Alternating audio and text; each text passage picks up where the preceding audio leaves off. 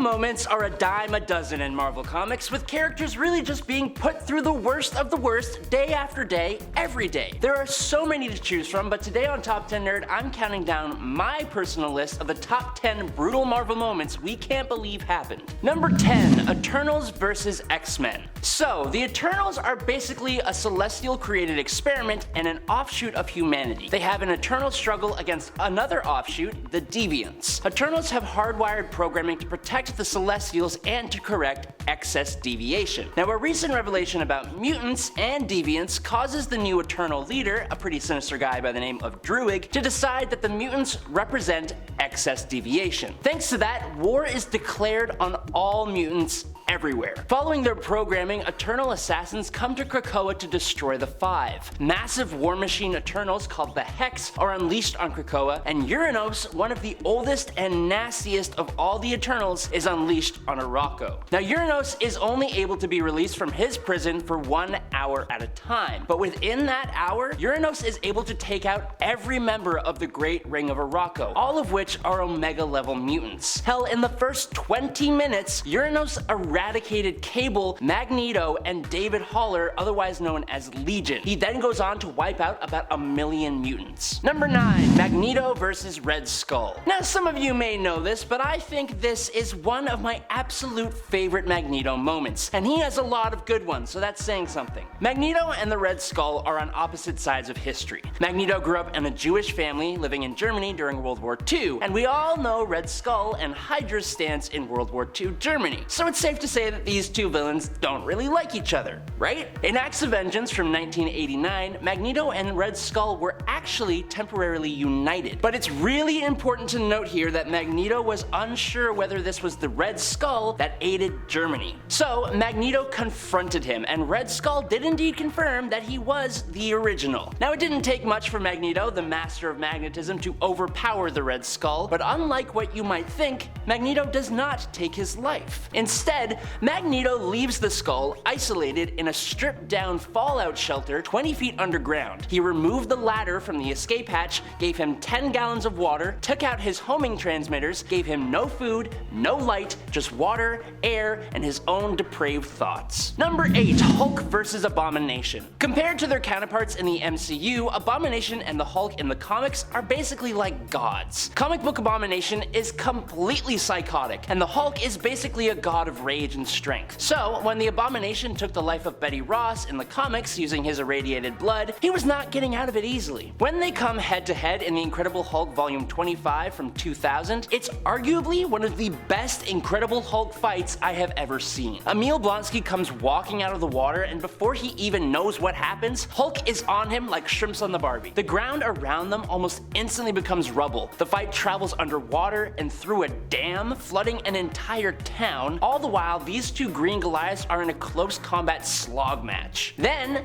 Emil decides to taunt the Hulk, which just makes him angrier, increasing his strength, and the Hulk absolutely pummels the Abomination, laying on fist after fist after fist, causing minor earthquakes and leaving Emil on the edge of life with his brain exposed. Other than being just an amazing fight, this comic also really shows the relationship between these two on a level not really captured anywhere else. Number 7, MAGNETO. If you want to talk brutal moments in Marvel Comics, you really need to look no further than the Punisher. Now, MAGNETO is the head of the Nucci crime family, so yeah, she ain't really a nice lady. Before the moment I'm about to talk about, Frank Castle had thought that he had already neutralized the threat of old Ma here, and that's because he literally fed her to a gaggle of polar bears. Now, while they didn't finish her off, the bears did happen to relieve Ma of her arms and her legs. It was that action that prompted the hiring of the Russian. In the Punisher Volume 5, number 12, after taking down about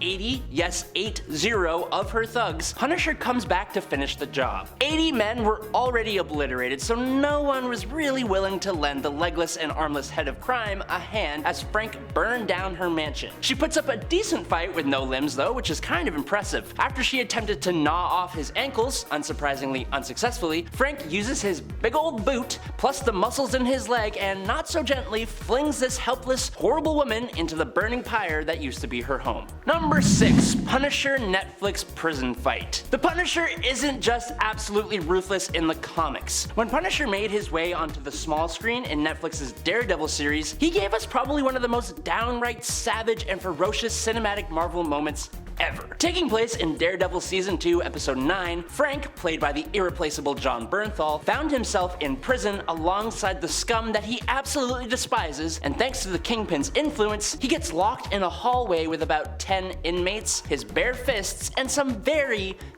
rudimentary prison tools. What follows is a solid 2.5 minutes of absolute savagery and brutality as he swiftly ushers each of these inmates to the afterlife, leaving him bruised and battered and covered in the red vino on tap, and ready to face off against a group of officers in riot gear who come in afterwards. Knowing how the main Marvel Cinematic Universe shies away from anything not suitable for a 12-year-old, this scene, and honestly all of the Netflix Marvel shows, stand out as something truly different and exactly what us older fans expected to see from someone as ruthless as the Punisher. Number 5. Punisher vs. Wolverine. Yes, the Punisher is taking up 3 points on this list, and I think it's pretty justified. In the early 2000s, Punisher faced off with Wolverine in Punisher number 16 and 17. Essentially, the Punisher found himself in the crosshairs of Logan, and he needed to buy himself some time without Wolverine getting in his way. To do this, Punisher blows off Wolverine's face with a bit of buckshot in Punisher number 16. Now, thanks to his insane healing factor, Logan is still standing with his face already starting to heal over his exposed adamantium skull. So obviously, that didn't really buy the Punisher much time. So, instead, in Punisher number 17, Frank Castle makes things just a little bit more below the belt, literally, as he wiped Wolverine's gonads off of the playing field in a similar way to how he took off his face. But of course, even this won't stop the mutant, so Frank Castle resorts to even more drastic and kind of creative measures. Needing the means to give himself at least a day or two before Logan will start coming after him again, the Punisher uses a steamroller to slowly but completely flatten Logan, and then he parks it there and walks off to do his business. If anything, I think this is a testament to how powerful Wolverine actually is. Number 4.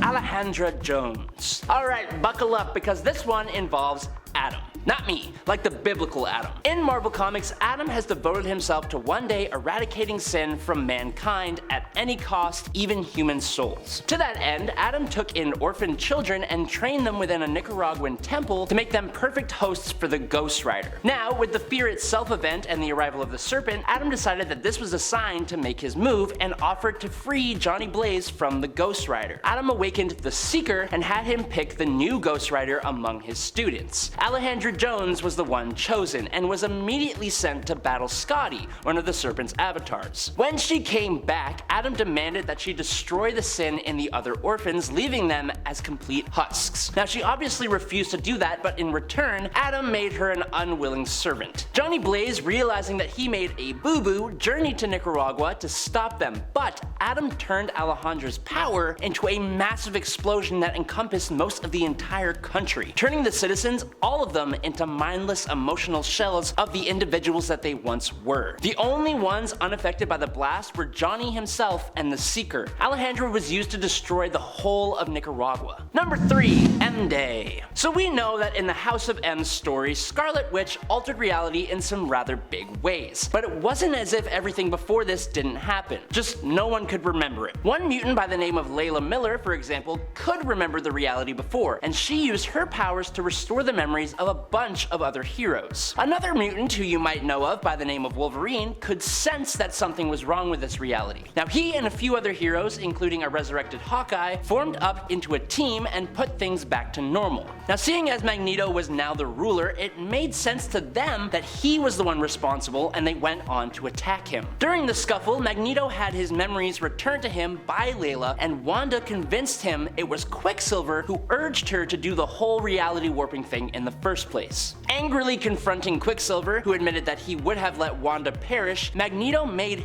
him perish. Wanda, who was thoroughly angry and pretty unstable yet again, revived her brother, yelled at her not father, denounced Xavier, and in 3 words, no more mutants, she reverted reality. She depowered 90% of the entire mutant population, resulting in a huge loss of life. All this on the day forever known as M-Day. Number 2. Ultimatum. Ultimatum was supposed to be how the writers finished off the Ultimate Universe stories. Obviously, it didn't really work out that way. Writers kinda just went a little haywire with the things they would do with a dying universe story. Basically, Magneto, who had been a pretty brutal villain in the Ultimate Universe so far, goes even farther during the mega event. Basically, after Magneto gains control of the Hammer of Thor and is manipulated by none other than Dr. Doom, he messes with the magnetic pillars of the world, flipping them on their head and sending weather into a frenzy. The biggest event was a giant tsunami called the Ultimatum Wave that basically put New York underwater and brought a giant casualty list. Bruce Banner perishes, but the Hulk ends up living somehow, multiple X-Men pass away, the Wasp gets eaten by the Blob, who in turn gets his head bitten off by Hank Pym, Dormammu turns Doctor Strange into a squished ketchup bottle, and Quicksilver and Scarlet Witch are sent to the afterlife. In a bit more of a divisive move, while the X-Men are looking for their fallen teammates in the wake of the tidal wave in New York, Magneto pays a visit to Professor X and in a pretty brutal scene, snaps the professor's neck. In retaliation, the X-Men attack Magneto's fortress. Angel gets stomped and chomped by Sabretooth, and Magneto eventually rips the adamantium from Wolverine's skeleton and pretty much disintegrates him. And that's just the big stuff. And finally, in at number 1, it's the fall of X. During this year's annual mutant celebration, the Hellfire Gala, literally on the very next page after the new X-Men team is finally announced, out of nowhere, the anti-mutant organization known as Orchis attacks the gala, with Nimrod coming crashing down from the thermosphere at terminal velocity. He completely obliterates Dazzler, Frenzy, Cannonball, and Prodigy, and then punches Jubilee into the ground, wiping out 5 of the 8 new X-Men before he managed to decimate Bobby Drake Iceman,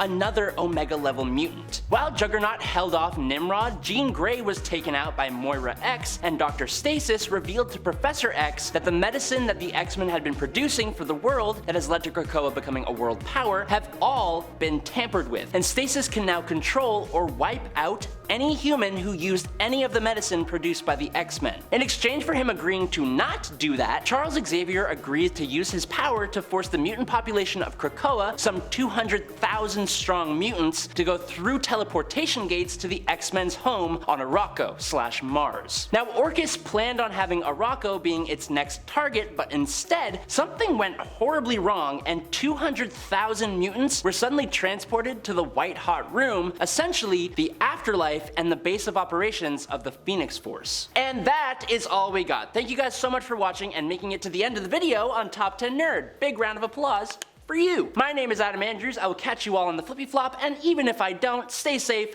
and peace out, nerds. Whoop, whoop.